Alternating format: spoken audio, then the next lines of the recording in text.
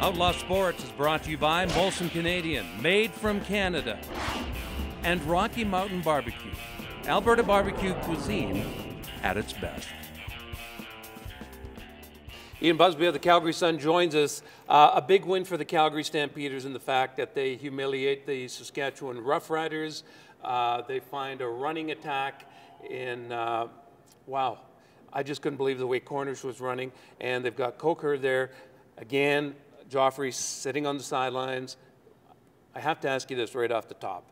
Have we seen the last of Joffrey Reynolds? October 25th is the trading deadline.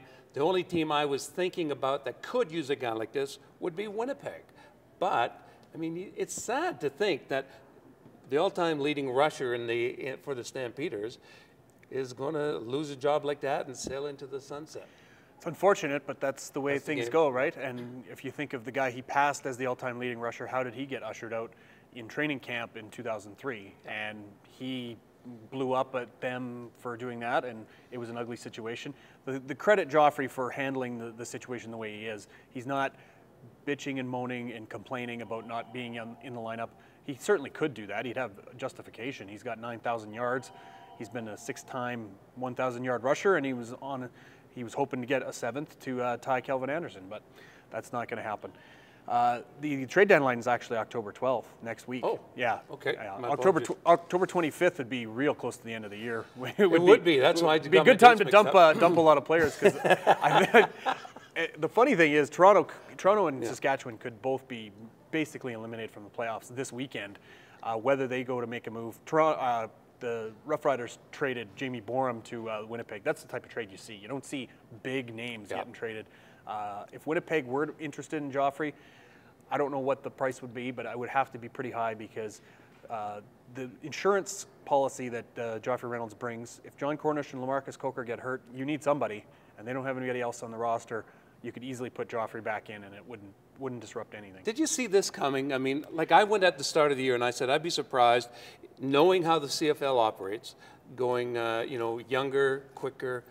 I didn't think he was going to come in, but once the season started, I thought they might see him to the end of the year, and then they weren't using him much.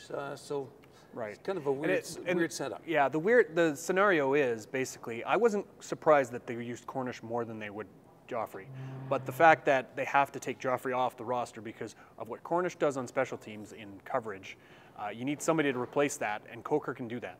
So you only have a limited amount of roster spots. If there was more roster spots available, Joffrey would definitely be playing. But it doesn't work that way because could you imagine Joffrey getting now, after 7 years, okay, we need you to go out and cover kicks? Well, it's not his forte, and it wouldn't really be fair to the guy at this time to make him do that. That's why they had to make the change. It's unfortunate the way things end, but this is pro sports. This is way a lot of guys, hardly anybody gets to go out the way they want. That's why you see when the team usually comes to a guy in the offseason and says, it's about time. Well, they're going to cut me, so I might as well just retire. And then it's unfortunate, but that's the way it goes. Offensive line played better. Charleston Hughes played superb on the defensive line. But again, they beat the Saskatchewan Roughriders. Right. So the real test is coming up this weekend against the BC Lions in BC. It's funny that they beat the Riders by 37 points, which is exactly the amount of points that the BC Lions beat them by. So now it's right nice and even. Let's see if they can rise to the challenge here. They've always played well against BC in BC.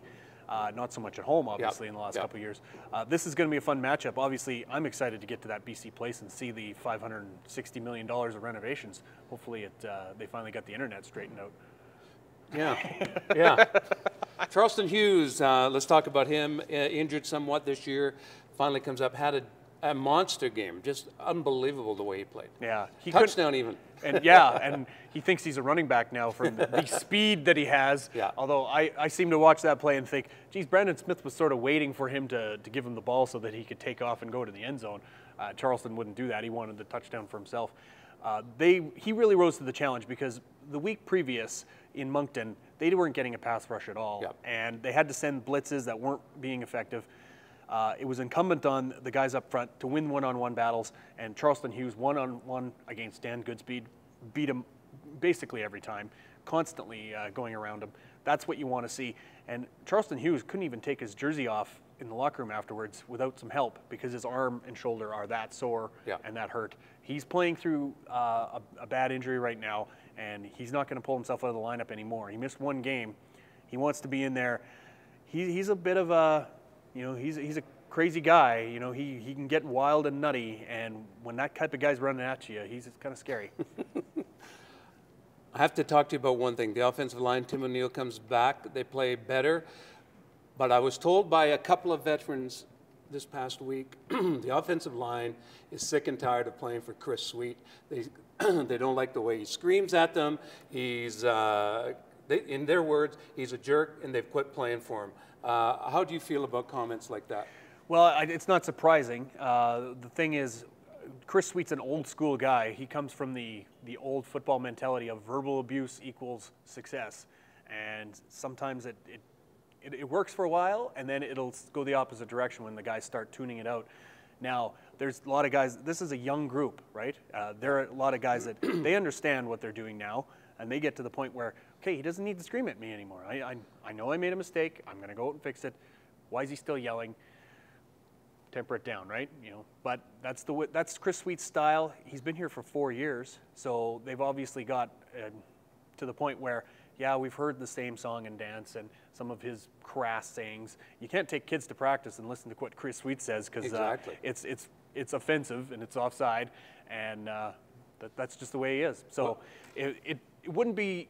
It would surprise me if there would be an outright revolt and guys would come out and put their name to something and say something. But to hear that guys are grumbling and are upset, it's not a surprise. Yeah, they want him out. This offensive line wants him out. They're not happy with him. Some suggest that they've quit playing for the guy. I mean, we know for a fact every time our cameras went to shoot anything on the O-line in practice, get those effing things out of here. That's the kind of guy he is. So right now, if the O-line had their say, they'd have a new offensive line coach next year. Right. But you can't let the players coach the team, and I guess that's the balancing act that John Hufnagel has to go through right now.